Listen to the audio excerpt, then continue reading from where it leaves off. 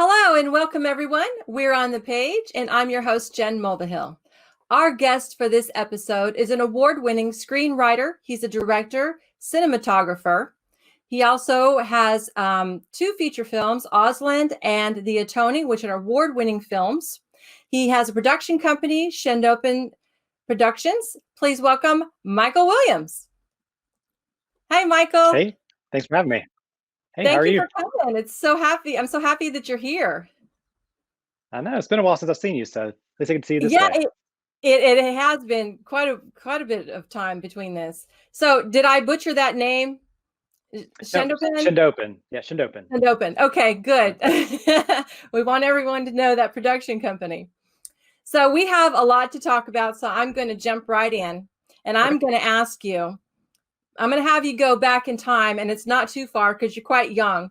So as a child, what books or movies do you think influenced you to your career today?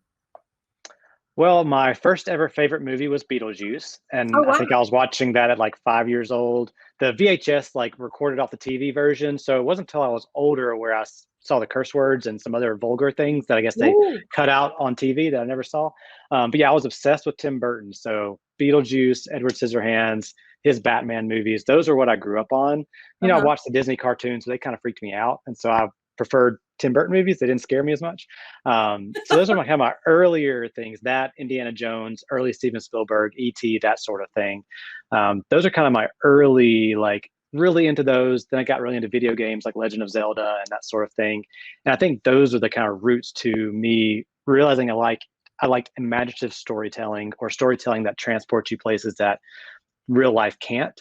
I didn't Mhm. realize that till I was like almost in college when I realized, oh, I Mhm. want to be a filmmaker because for some reason, I guess I was wanted to be Indiana Jones and I wanted to be an archaeologist. So for the longest time, I was going to be an archaeologist Oh, because I wow. was obsessed with history and I loved the movie Titanic because I just loved the history of the Titanic. But what I realized was I loved historical fiction and things like that because it transported me to a place. And I loved the movie Titanic because I felt like, oh, I'm watching this happen. I can empathize. I can feel it. Hmm. And yes, I'm interested in the history part, but really I'm interested in a movie that can transport you and make you feel something you can't feel in real life, or maybe you don't have access to. So kind of all that led to realizing, oh wait, I can make movies. And then kind of started doing that in junior high. Wow. In junior high, you started Well, that. actually junior year of high school. So junior year of high school is Wow. kind of when I started doing it. Wow. That's awesome. So did you do like some short films or? Yeah, I was really active in my local youth group, and I would Mhm. kind of just recruit everyone in the youth group, the youth minister, my grandmother, whoever, and just be like, hey, we're going to shoot these stupid little movies. And that was back on high eight. So it was a lot of just the first few films were shooting everything in order, start, stop on a camera, and then just play it back for everybody. And then I started, if I got a computer and learned how to transfer high eight tape to a computer and start editing, and then started doing little short films. And they're all horrible and I never want anybody to see them. But when I found out about film festivals, I was like, oh, I should make something a little more serious, something without copyrighted music in it, and submit to a film festival, see what happens. And that was the Tupelo Film Festival in 2005. And I submitted to it. I was a high school student, I was a senior in high school, and I skipped out on some of my like graduation stuff to go to the film festival just because like, well, I feel like this is a big deal. And it was because I met my professor at USM who ended up telling me you should go to film school. And I was like, you can do that. And then also met someone who gave me my first film job. So that one little opportunity where someone saw my horrible movie and I found out years later that no one liked it, but the director of the No. festival, but the director of the festival said, we need to give this guy a chance. And that's the only reason they accepted it was because she was like, I feel like he's got something, so let's give him a chance. And 6, 7 years later, they thought I was pretty close with those people and they said, your movie was not good. We didn't like it, but we thought it was a good opportunity for you. And it really was. It kind of led me to going to film school and making a career in film. So what a great opportunity. Right. And you just never know what will happen. Yeah. Well, I have to tell you, I watched Ausland actually last night. Oh, thank you. So fresh, it's really fresh in my mind. And I have to say, wow, I am really, really impressed with that movie. I want to know what your inspiration, I mean, obviously the book, but The Wizard of Oz, but what brought that idea? Well, actually, a funny story. Before Ozland, I was only making short films, and I'd kind of limited my career aspirations to just being a cinematographer and making short films on the side when I wanted to. I didn't think that I was really good enough to be a director and a writer and be full time at it, and I didn't think I was good enough to make a feature. So people kept saying, "When are you gonna make a feature? When are you gonna make a feature?" And I was like, Mm. "I'm just a cinematographer for other people. I'll make my short films on the side. But if I get an idea that I feel like is good enough for a feature, I'll pursue it." And around 2012, I was watching Ancient Aliens, and someone made a comment about how someone could find a nonfiction book or a fiction book and believe that it's nonfiction if they lived in a post-apocalyptic world. Just how we could, we could misinterpret things if we had no idea about history or religion and we were, in the future.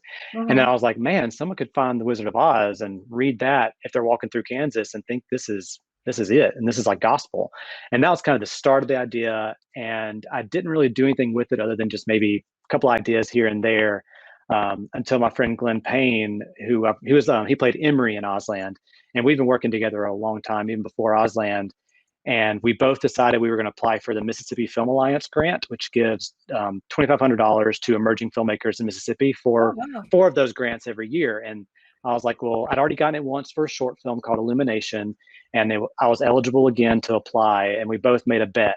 We said, we'll apply for this grant for both of our features. If we get the grant, we've got to make these movies. And he had a sci-fi film called Earthrise that he was, writing. And Mhm. I got the grant and I had to write the movie then. So I was like, oh, Wow. I've got to make this movie. So that's what kind of jump started saying, okay, I got this idea. I pitched it to the grant program. They gave me a grant, and so I've got to make this movie. And that's what kind of started the process of writing it and just finding the further inspiration behind just the basic premise that someone could find Wizard of Oz, the book, or the Wonderful Wizard of Oz, and then assume it's gospel. Right. Well, we have a clip of that movie too that we'd like to show. If we could show that, it's um, coming up shortly. Yeah.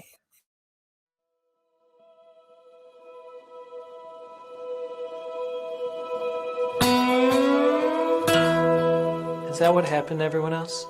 What? Dry up. I suppose. Where do they go when they dry up? Probably just blow away. That's it?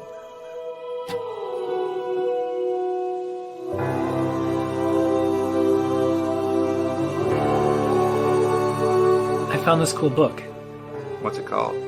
The Wonderful Wizard of Oz. Where are we going anyway? West. What's there? Probably more of the same. Nothing. Maybe something. We haven't seen anything by now, we never will. So don't get your hopes up. It's more important you focus on surviving. What if there's more to this world than we know? What if Ozland really exists and that's where everybody is?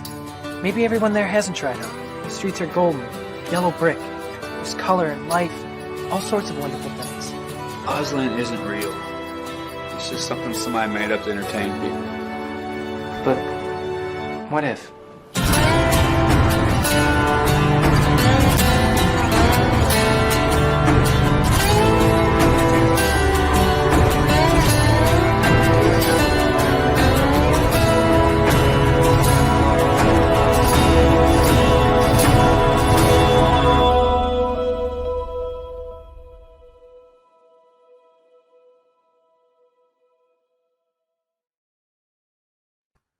Wow. I have to say, I really loved that movie. It's Thank you. very personal to me because I grew up reading the Wizard of Oz books at a time in my life when I really needed something, to help me through a rough time. And so when I saw the movie, I was thinking how profound and all the symbolism in there. And the music is really good. The cinematography is amazing. So I'm Thank you. giving you a lot of props on that one. Thank you. Yeah, that was a fun experience. We had very little money. We spent about 10 to 11,000 on it, of grant money we raised selling merchandise, or money we fundraised locally. So it was a shoestring budget, and it was kind of one of those things that I don't think anyone thought we could accomplish, and we were too naive to think that we shouldn't be able to accomplish this on a $10,000 budget. But it worked out, and it was a passion project for everybody. I think that's one reason why it turned out so well, is that there wasn't a lot of us involved. Like for the Kansas portion of the shoot, there was only 5 of us, 2 actors and 3 crew members. And then for the Mississippi portion, it was anywhere between 5 to 10 people on set at a time. But all those people were very, very dedicated and very passionate about the project, and that everybody was on the same page creatively. So it was a really great opportunity to feel just the collaboration being very rich, because everyone was in it for the same reasons and everyone understood the story. They understood the Right. And that's wonderful. It's such a great film that I really enjoyed it. I'll probably watch it again so I can catch what I missed. So you have another film that I also liked that I saw many years ago too. Well, actually not many years ago, but The Atoning. And I want to say the reason I liked that one, and that's a horror, I guess you call that a horror film. right. We mark it as a horror. It's probably more of a supernatural thriller, but yeah, I think that's probably a better term for it. We don't have a clip on that one, but it's called The Atoning. And that one, I really liked it because I always try to figure stuff out when I'm watching a movie. I'm picking it apart. I'm like, oh, this is what's going to happen. And oh, I see that's coming. I did not see any of it coming. Oh, good. I was just, I mean, I didn't figure it out. And that was, to me, a really good movie when I couldn't figure it out. Oh, so, thank you. Yeah, so I highly recommend that everyone watch The Atoning as well. And I'm assuming that you are working on some other things. Tell me about your production company. So Shendopen Productions is something that I created back in high school. The name kind of stuck, and I'm glad it did, because I always have a screen name or always have an email address that no one else is going to have. But that's kind of what I started when I was just making little films in high school. But then after college, and I was making films all throughout college, and I still was using Shendopen for that. But then after college in 2009, there wasn't a lot of film work in Mississippi. There was very little. So to kind of pay the bills, I opened up my own video and photography business. So Shendopen became that. And it was a film production plus video and photography, company for a while, until the end of 2015. I decided to close my storefront here in West Point and try to focus on film full time. So I still do, video and that kind of thing every once in a while, for certain clients, but I'm really trying to focus on just film production now. And I've got a couple of scripts in the works that I'm hoping to get off the ground soon. Oh, wow. So you've got a lot on your plate then.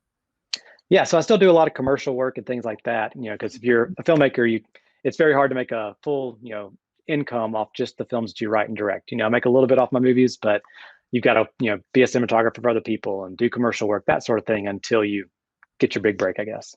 Right. Well, I think yours is coming soon. Tell me about your Patreon. Yeah, so Patreon is something I actually started during the pandemic. Because I was getting a little just creatively frustrated that everything I had planned last year was canceled, and I was stuck at home. And I always thought about doing something like that, because I do a lot of workshops and people always ask me questions. And, there's a lot of things I feel like are universal that people are curious about, or I feel like there's a lot of just tips and tricks and lessons learned that I wish I could share with people. Even just Ozland itself, there's so much material in there that I hope people can learn from when they're making their own projects, to realize you don't need a lot of money. You don't need a lot of gear. You can just make some good work with a lot of passion. And so I decided I had all this downtime. It's time for me to finally do it. And it gives me something to accomplish when there wasn't much to accomplish in the early part of 2020, when the pandemic was really hitting us hard. So the Patreon is just kind of a way for me to have an outlet so that I can share material that I can't share publicly, or I can give updates on the projects I'm working on, maybe things that I'm not comfortable sharing publicly, but in a private setting, I'm saying, hey, I'm working on this, I'm working on that. But also I can create content that's hopefully inspiring and educational for other filmmakers and storytellers. So I do a lot of workshops, video tutorials, and process analysis, where I'll take a scene from a movie, or I'll take something like that, and I'll break it down and say, this is what I did, this is how we lit it, this is how we shot it, or this is how I wrote this movie, or these are the tips and tricks that I used, or this is what I'm learning now, this is what I did wrong on this movie and I'm trying to fix on this movie. So it's a very candid resource for me to share, not just what I'm doing, but what I've learned. And for people to, if they want to support me in that way, they can do that. But also I'm hoping it's more of they get more out of it than I do. I hope that for the content that's there, they can learn a lot and hopefully be inspired to do great things. I think that's fabulous that you're sharing because you're giving back what you've learned and you're sharing with other people because there's so many talented people out there and they just need a little help to figure out how to do stuff. And it's difficult. Like I wish there was a resource like that when I was growing up because I was having to learn by trial and error or trying to find things online. And even right now with where I am with my career, kind of where I'm trying to look for advice, it's still hard to find things that aren't just the base level what we put on the internet for people to find. There's all these questions I have that I'm like, well, yeah, I know that, but like I need to know this. Things aren't as straightforward, especially in the film industry. Nothing is straightforward, and there's a lot that you can just learn if you could just talk to somebody. And that's where I want to do this. You know, I don't know everything, but there's a lot of people I think could benefit from the things I do know, and I'm passing on what I'm learning as I'm growing as well. So hopefully it's helpful. Oh, most definitely. I'm sure it is. And I'm glad that we have the opportunity to share this information with everybody.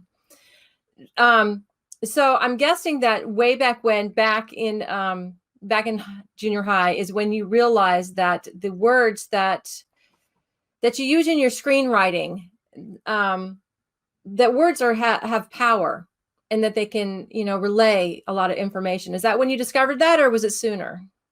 I would actually say it's later. I Later. think because I'm a more visual person, which is why I think I gravitated towards being a cinematographer first. And actually, I just did a post on Patreon where I talked about my film Illumination. It was a short film I did, a couple of films before Ozland, where I got very critiqued for not very strong screenwriting ability. It looked great, it sounded great. People commented on how great the production value was and the visual storytelling, but they just said, the script's lacking, my direction of actors is lacking. And I took that to heart and I was like, well, that's what I want to improve. And I feel like I've been trying to improve on that so many years later. Even right now with the new script I'm working on, I feel like I've kind of gotten there. I think I've gotten a script that I feel like I'm proud enough of to say that I'm a good writer. When before I feel like I've been trying really hard to be a good writer, but maybe not quite succeeding as far as I wanted. And that was because when I was a kid, everything was visual. I was a visual person and I realized that pictures tell stories and visual things tell stories. And I think that's a balance you have to find as a filmmaker is you got to be careful not to put too much on the page and have too much in dialogue when something could be said visually, because it's a visual medium, it's not a book and you can't treat it like a book. You have to use every tool that you have available, whether it be sound, music, color, every creative choice you make tells their story and you can't rely on just dialogue. And I think that's something a lot of filmmakers struggle with is they think it all has to be in the dialogue when really you got all these other tools to work with.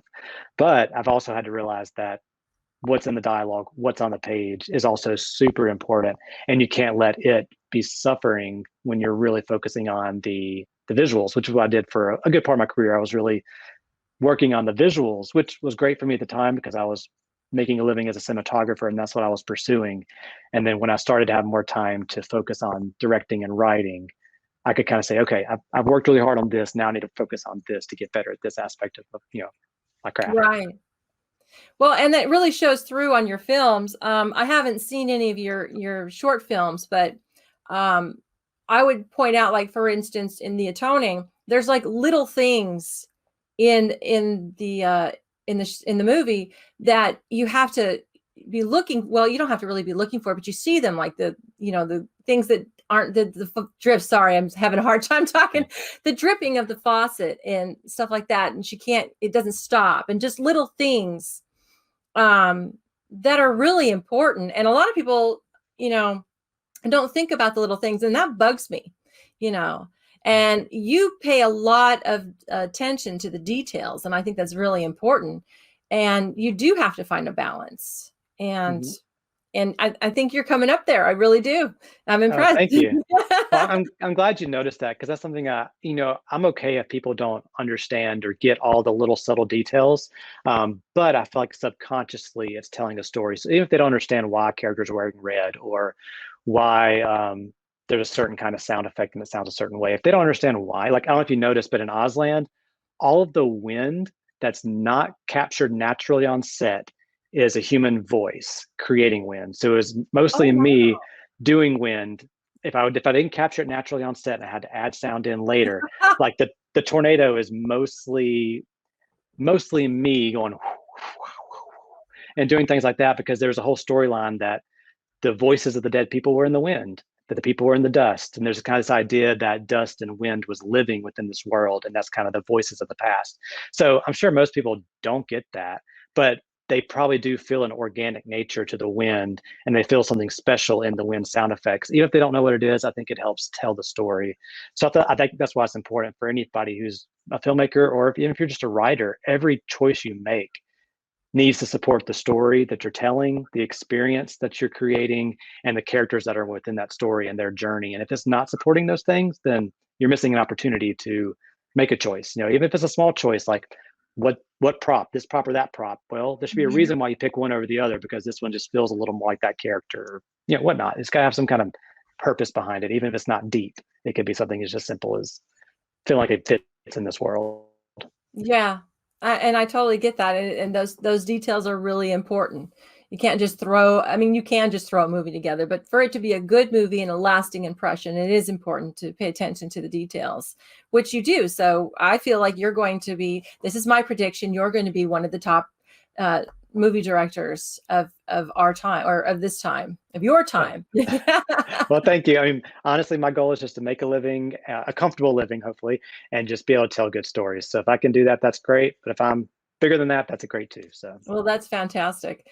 So, and that will lead me to your critics. And how do you handle that?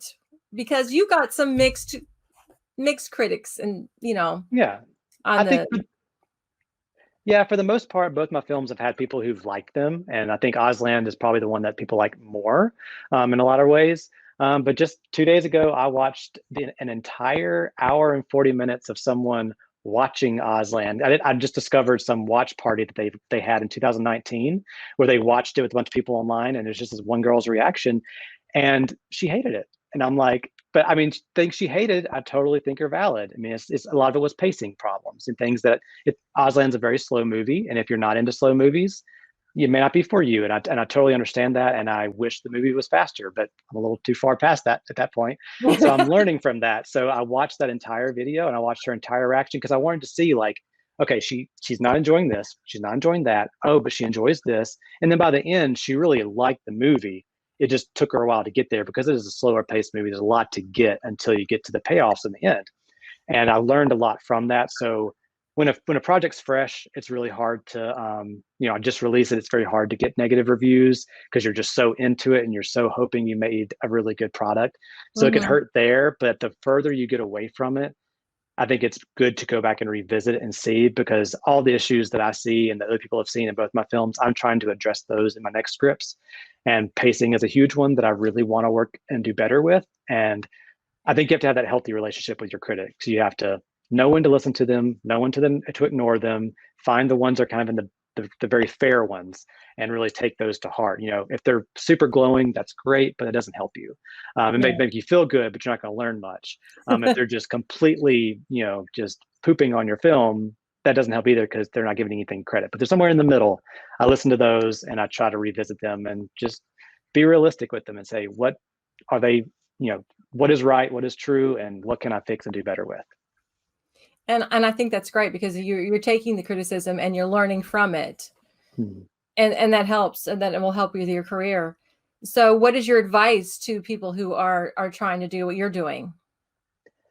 Film festivals, like I mentioned, I went to a random film festival, didn't know what to expect, and it led to me going to film school, getting my first film job. I met people there that, and every film festival after that, I met someone that I collaborated with, gave me a job, or gave me some opportunity or something like that. And so really just go to film festivals, whether or not you have a film in it, or if you're just attending, or just be involved. And other than that, just make content. Don't feel like you have to have a bunch of money and a bunch of resources. You can do something that's really powerful and really meaningful, especially if you write or direct from the heart. Make stories that That was a problem with my early films. I was trying to make my Lord of the Rings. I was trying to make my Close Encounters of the Third Kind, and they had a little bit of my personality in them, but they're not as personal as Ozland or this new film that I'm writing. It's called Out in the Open, where I'm writing from a very just a tough place in my life, but it's a comedy, and I'm making it fun. But I'm writing from what I know, and I feel like the more open and vulnerable you can be in what you're writing, it's going to come through. So be passionate about what you're doing, and just go for it. Make sure you just hustle. Don't give up. So yeah, and network and meet people. Most definitely. So And that's there's cool. people who are willing to help. That's another thing. Don't be too scared to reach out to people. People want to help, especially in the film industry. People want to see people do well, and they know that it's not easy. So just reach out to people. And that's great advice. And so you say you're working on a comedy now. Yeah. So after the Atoning, I had one script that I was writing, but then there's a little film called A Quiet Place that came out that was basically the exact same thing. So I had to scrap that movie, and then I wrote another one, and it's a psychological thriller, but it's pretty expensive, and I've been trying to get off the ground for a couple of years.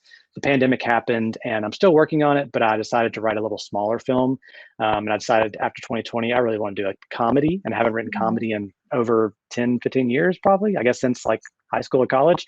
So I kind of took at it. I made it's kind of a Little Miss Sunshine. That's a little more campy with a little bit of sci-fi and with a queer storyline. So it's kind of all of those mixed together. A lot of heart, a lot of drama, a lot of fun about it. I totally love that. I can't wait to see it. That's awesome. Well, tell everyone, we're almost out of time, so you need to tell everyone where we can find everything, all your movies and yeah. So you can check out my website. It's Shendopen or Shendopen.com, or you can look at any social media account. I'm at Shendopen, and Ozland is available only on Amazon and Vimeo on demand. And then the Atoning is available just about anywhere you stream movies, not Netflix or anything like that, but anywhere that you can rent or buy a movie. The Atoning is available. And you can also check me out on Patreon, so patreon.com/Shendopen. And if you join, you get Ozland and all my short films for free. Plus, there's lots of workshops, and there's, I guess, almost 12 months of content already on there that you get. So. Oh, wow. So I should have just joined that last night. Yeah. You also get a free Blu-ray copy of Ozland. So there's only a few more of those out there. So yeah. Because I definitely have to watch that one again. Well, I'm going to ask you the ultimate question. And that is, if there was something that happened, I don't know, maybe a snowstorm or a pandemic or something, who knows, and you're trapped inside a cabin and you have all the emergency essentials that you need, but what are the 3 things that you really want to have, your comfort things with you? So this may be a little bit of a cheat, but I want a basket full of cats. Therefore, I can have more than one cat. And then I need at least an okra plant, if not some more plants, and then my fiance. So if I can have those 3 things, cats, plants, and fiance, I'm good. Oh, that is awesome. I love that answer. And I love your fiance too. So oh, yeah. He's actually hanging out outside with the plants somewhere. So. Oh, yeah. Oh, really? Yeah. Well, tell your fiance I said hello. I'm sorry, my phone is doing weird things here and I can't make it be quiet. Oopsie. So anyway, I lost you. There you are. Okay. So we are running out of time, but I enjoyed talking with you, and I'm so glad that you came. Thank you so much for having me. Oh, thank you again. And we'll have to do this again when your show comes out. But until then, everyone, keep reading, keep writing, keep watching those movies, keep making those movies, and we can save the world one story at a time.